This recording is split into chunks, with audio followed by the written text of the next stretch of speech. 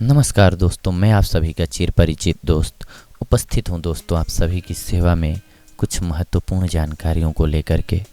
जी हाँ दोस्तों, हम बात कर रहे हैं आजकल सेक्स संबंधी समस्याओं से निजात पाने के संबंध में।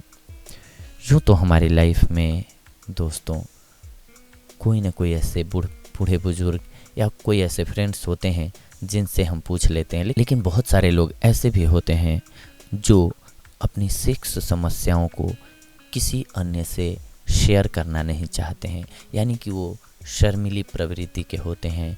तो उनके लिए खास करके ये हमारी कड़ी है, या फिर आप जागरूक भी हैं तो किसी अन्य से पूछना नहीं चाहते हैं, तो हम आपको ये मौका देते हैं। आप मेल्स के द्वारा हमें क्वेश्चन कर सकते हैं, हम आपके क्वेश्चंस का आंसर देने की कोशिश करेंगे, आपकी समस्याओं का समाधान बताने की कोशिश करेंगे दोस्तों। ये हमारा प्रयास है, इसीलिए हमने ये कड़ी स्टार्ट की है जिसका नाम है सेक्स संबंधित समस्याओं से कैसे पाएं निजात। आइए अब आज के हमारे श्रोता की मेल लेते हैं हम। इनका कहना है, मैं 17 वर्ष की हूँ। जी हाँ दोस्तों, ये महिला हैं जिन्होंने मेल किया हुआ है, कोई लड़की। मैं 17 वर्ष की हूँ, मेरे विवाह को 6 माह बीत चुके हैं।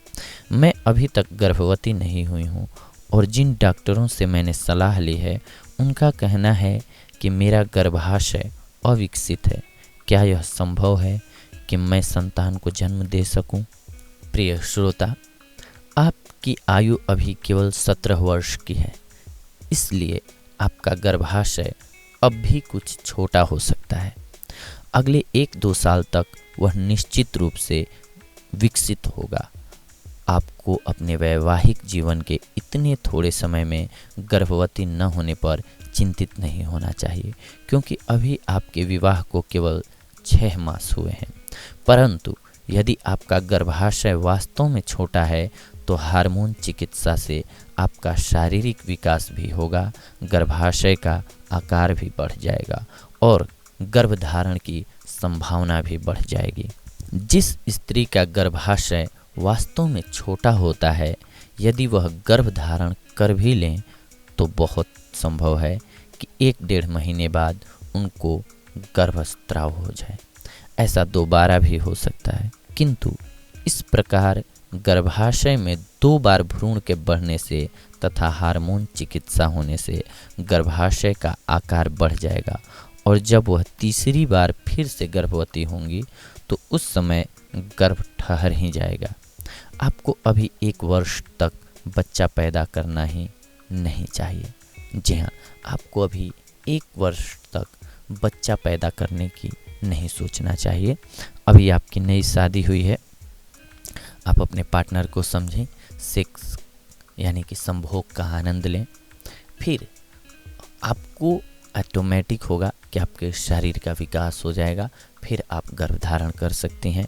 आपका बच्चा भी उस कंडीशन में मैच्योर्ड नहीं, हम कहेंगे कि स्वस्थ पैदा होगा, यानी कि पूर्णतः विकसित हो पाएगा। अभी आप अपने शरीर का विकास होने दें। तो देखा दोस्तों आपने कि किस प्रकार से हमारे एक किशोर या किशोरी कहें, कम उम्र के टीनेजर भी हम इनको नहीं कह सकते हैं दोस्तों, और पूर्णतः विकसित हुआ शरीर भी इनका नहीं है।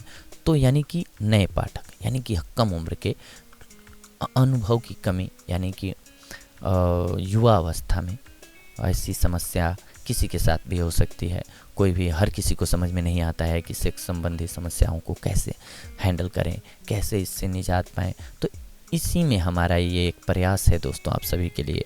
अगर आपकी भी कोई ऐसी समस्या है तो आप हमें मेल कर सकते हैं, हम आपकी समस्या का समाधान करने की कोशिश करेंगे दोस्तों। अगली बार हम आप सभी से जुड़ेंगे कुछ एक और महत्वपूर्ण बातों को लेकर के, कुछ एक और महत्वपूर्ण जानकारियों को लेकर के। तब तक के लिए धन्यवाद, नमस्कार।